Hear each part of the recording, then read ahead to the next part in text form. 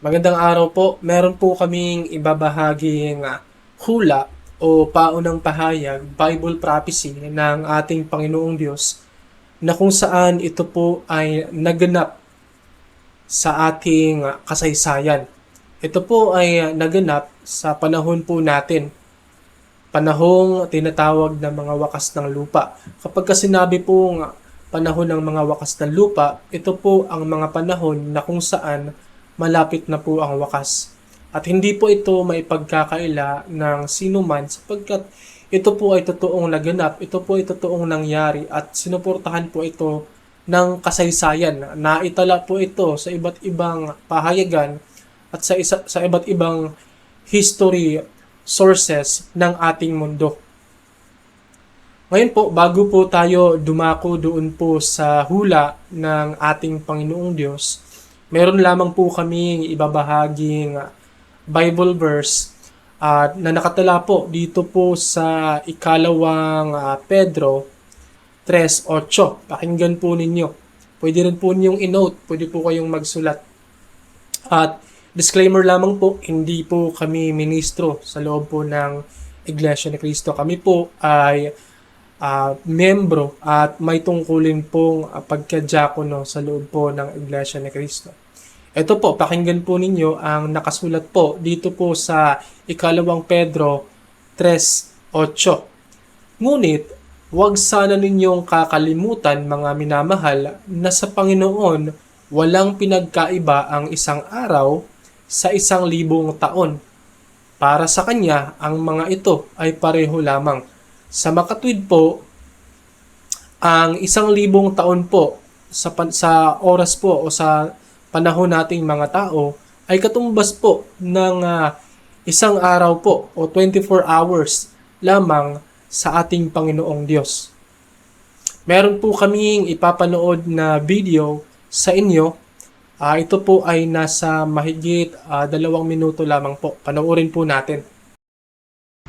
To find out what an hour to God is, we have to divide the 1,000 years to man by 24 hours to God. So, 1 hour to God is 41 years and 8 months to man. Divide that in half, and we find that half an hour to God is 20 years and 10 months to man.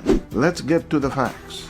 World War I ended on November 11, 1918, and World War II started on September 1st, 1939. The time of peace in between was 20 years, 9 months, and 20 days. Let's take a look at the Bible verse again.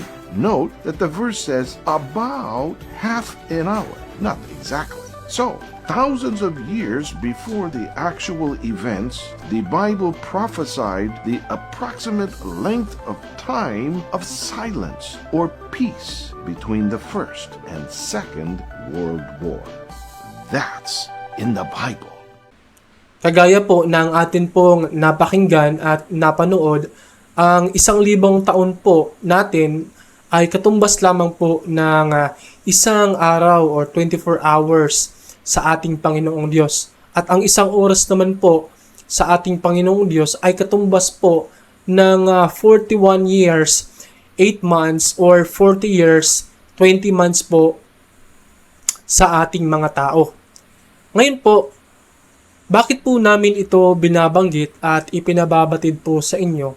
Sapagkat po meron po itong kaugnayan doon po sa hula ng ating Panginoong Diyos na natupad po sa ating panahon. Meron po kasing tagpo ang ating Panginoong Hesukristo at ang mga apostol na kung saan ang mga apostol po ay nagtanong sa ating Panginoong Hesukristo kung ano po ang magiging palatandaan ng kanyang muling pagparito at ng katapusan ng mundo. Ito po ang sagot po ng ating pong Panginoong Hesukristo na nakatala po dito sa Mateo 24:6 hanggang 7. Pakinggan po ninyo. Ito po ang sagot ng atin pong Panginoong Hesukristo. At mga kakarinig kayo ng mga digmaan at mga alingawngaw ng mga digmaan.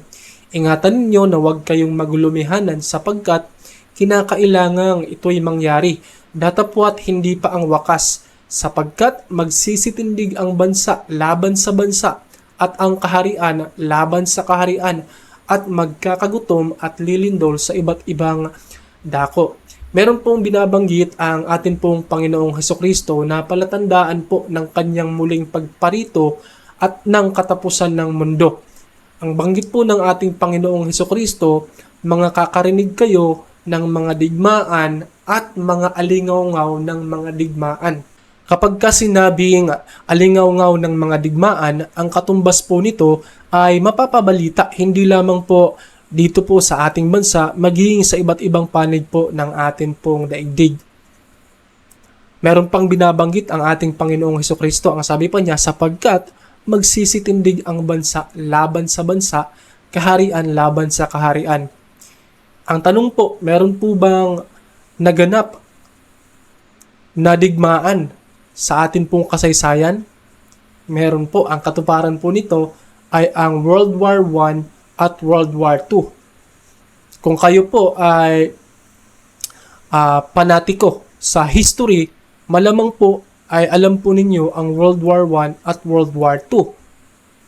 At marahil po, alam na rin po ninyo ang World War I at World War II sapagkat noong tayo po ay nag-aaral pa po sa elementarya, ay naituro po sa atin ang history noong World War I at World War II. Noong ako po ay nag-aaral pa sa elementary, ako po ang lagi pong nakakasagot po kung kailan po nagsimula yung, kasi po yung amin pong teacher ay nagtatanong po kung kailan po nagsimula ang World War I, ako po ang laging nakakasagot. Sapagkat po na-memorya ko po yung taon kung kailan po nagsimula ang unang digmaang pagdaigdigan, sapagkat iyan po ang kaalinsabay noong pagkarehistro po ng Iglesia ni Cristo sa bansang Pilipinas.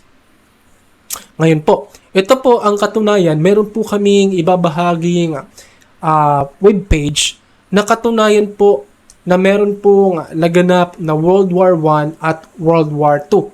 At kung anong taon po ito, at kung kailan po natapos, at kung kailan po ulit nagsimula yung World War II. Ito po, i-share po namin ang webpage po na ito. Ilalagay na rin po namin ang link dyan po sa description para po kayo po mismo ang pagsuri po nito. Narito po ang link. Ito po, World War I. Nagsimula po ang World War I noong 1914 at natapos po ito noong 1918. Lasted until 1918. Started in 1914, lasted in 1918. Pwede po ninyong i-note, pwede po ninyong isulat sa inyo pong mga papel para po mamaya po meron po kayong referensya, kasi po i-compute po natin ito at ihahambing po natin yung resulta po nito base po doon sa hula na paunang pahayag ng ating Panginoong Diyos. Ngayon po, ang pagsisimula naman po ng World War II noon pong 1939. Narito po, World War II. Ang webpage po na ito ay tinatawag na history.com. Pwede po ninyong puntahan. Ito po ang World War II. Ang World War II po ay nagsimula or spark by the 1939 Nazi invasion of Poland. Nagsimula po ito noong 1939. Inilagay na rin po namin yan dito po sa dokumento para po i-compute po natin. Kapag ka-i-compute po kasi natin yung 1918, yung katapusan noong World War I at yung pagsisimula noong World War II, ang pagitan po ng dalawang digmaan na naganap sa ating kasaysayan ay 20 years, 9 months, and 20 days. Meron pong nangyaring unang digmaan noong 1914 na natapos noong 1918. Pagkatapos po noong 1918 ay meron pong pagitan na 20 years, 9 months, and 20 days bago ulit magsimula yung World War II na nangyari noong 1939. Ngayon po, kung mapapansin po ninyo, kagaya po ng atin pong napanood po kanina sa video, ang katumbas po ng 1 oras ng ating Panginoong Diyos ay 41 years, 8 months, or 40 years and 10 months. Ngayon po, ang kalahating oras naman po ng ating Panginoong Diyos ay 20 years and 10 months. Kung ihahambing po natin, ay halos pareho po. Araw lang po ang pinagkaiba. Baka po matanong po ninyo, hindi po pala tugma. Kasi ang binabanggit po ninyo ay 20 years, ang kalahating oras ng ating Panginoong Diyos ay katumbas ng 20 years and 10 months. Subalit, yung computation po ninyo ay 20 years, 9 months, and 20 days. Hindi po tugma. Ito po ang sagot po ng Biblia. Basahin po natin. Ito po. Actually po, inilagay na rin po namin yan dito po sa baba para po mabasa po ninyo. Ito po sa Apokalipsis 1. Sa Apokalipsis 8:1. Narito po, at nang buksan niya ang ikapitong tatak, ay nagkaroon ng katahimikan sa langit na may kalahating oras. Pag sinabi po kasing na may, hindi po eksakto. Kaya nga po na may ang binabanggit kasi po hindi po eksakto. Pero po ang katumbas po ng kalahating oras sa ating Panginoong Diyos, kung babalikan po natin ito, ang half hour ng ating Panginoong Diyos ay katumbas ng 20 years and 10 months. At ito po ay magkatugma o halos magkatugma dito po sa ating computation sa pagitan po noong dalawang digmaan, 20 years, 9 months, and 20 days. Natupad po ang hula po ng ating pong Panginoong Diyos. Now, kaalinsabay po nito ang pagkarehistro ng Iglesia ni Cristo sa bansang Pilipinas noong July 27, 1914, noong unang sumiklab ang digmaang pangdaigdig. Baka po ang iba ay nagsasabi na coincidence lamang po ang nangyari. Aksidente lamang po ang nangyari na nairehistro ang Iglesia ni Cristo sa Pilipinas kaalinsabay ng unang digmaang pangdaigdig. Hindi po, sapagkat ito po ang tinutukoy ng pintuan ng ating Panginoong Hesukristo na simulain ng huling bahagi ng panahong Kristiyano o huling pagtatatak. Meron po kasing gawaing pagtatatak. Sa bawat panahon po, meron pong pagtatatak ang ating Panginoong Diyos. At sa huling bahagi po ng pagtatatak na kung saan ang ikapitong pagtatatak, ito na po ang panahon po natin ngayon, na kung saan ang palatandaan po nito ay ang digmaan o ang unang digmaang pangdaigdig at ikaliwang digmaang pangdaigdig. Yun po ang palatandaan na tayo po ay nasa huling yugto o nasa kawakasan o panahon na po ng mga wakas ng lupa. Yun lamang po ang amin pong ibabahagi po sa video na ito.